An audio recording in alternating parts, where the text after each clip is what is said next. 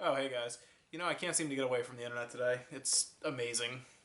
All the stuff with Trump and winning and the election and California seceding, it's the weirdest day on the internet today. But I did want to talk about something that people have been bringing up a lot in the comments, and I keep missing my talking points with this. I should have talked about this a long time ago because honestly, this is one of the I guess the most common question about the Switch has been, which is about the dock. Now, the biggest rumor from this, leading up to this reveal that we had, the trailer, was that the dock would provide some sort of processing power. It's mostly, though, it's going to be used mostly as a video out. There is probably, I hate to say it, guys, there's good news and bad news here.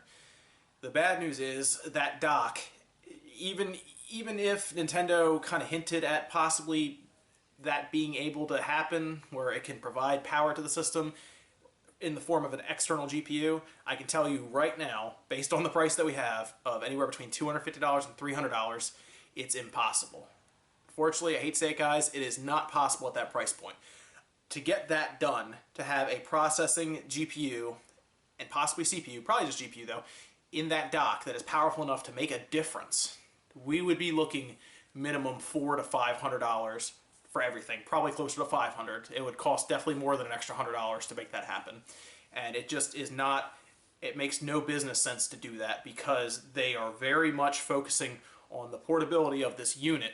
If they weren't, they wouldn't make it this way. They would make it a home console and they would attempt to come in closer to the PS4 and the Xbox One in terms of power. That is not at all Nintendo's strategy this time. So don't expect the dock to provide a huge boost in power, but there is good news. Looking at the dock, I've taken a lot of time, looked over the pictures, looked at the dock, just trying to see if there's anything I can get from it. And you know what? There's two things I can get here. One, it will make the system run faster because you'll basically take the need for the battery away from the unit. It won't need the battery when it's on the dock, and basically that's going to open up the processor to run at its fullest capacity, as much as it wants to run, because when you take it off of that dock and you have it free floating, basically, you're taking it with you, it's limited to what the battery can provide. That's not just to say the battery life. There's also a lot of other things. There's voltage, currents, things like that.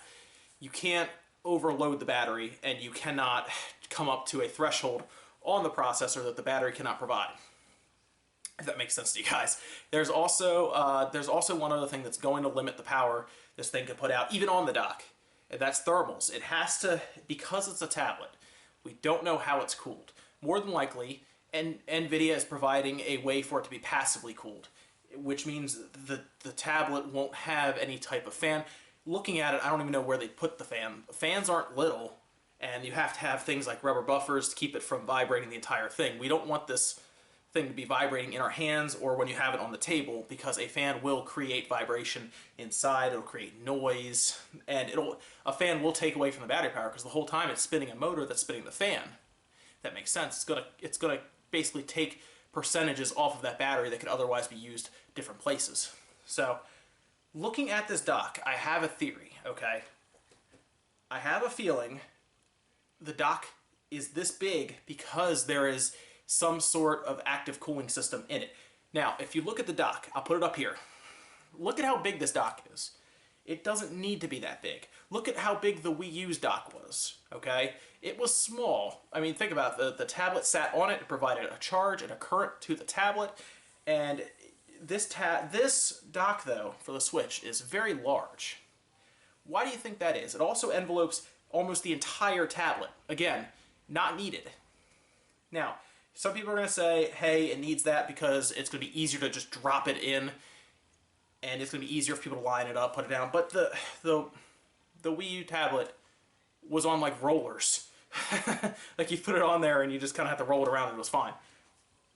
I don't think they need that entire front plate, and I don't think that entire back plate is needed. They could have gone with half of that easy. I think the reason that's sitting like that is because inside, possibly at the base, maybe at the back, there is an active cooling system like a fan that is blowing air up through that. That's my theory. I don't know for sure. You guys can tell me I'm wrong. It's an idea I have because looking at the X2, it's very possible that it will hit thermal throttling at some point if there's no active cooling. These chips are going to be pretty hot, okay, because we're going to be pushing as much power as we can through that when hooked up to the TV, because it is going to try, from everything we've seen, to at least upscale to a 1080p image, or possibly natively give us 1080p. Remember, this X2 chip, looking at the spec sheet, it's completely capable of running 4K video. And trust me when I say 4K video is not easy to render. It's not. It eats a lot of bandwidth. The CPU has to cycle a lot, and it's going to be taxing because the GPU is going to be needed as well. And that's going to create heat. Energy creates heat. You have to, any leftover energy or excess work from the processor turns into heat, and it has to go somewhere. When you're holding it, not a big deal if it's off the dock, because it's going to downclock to what the battery can give you.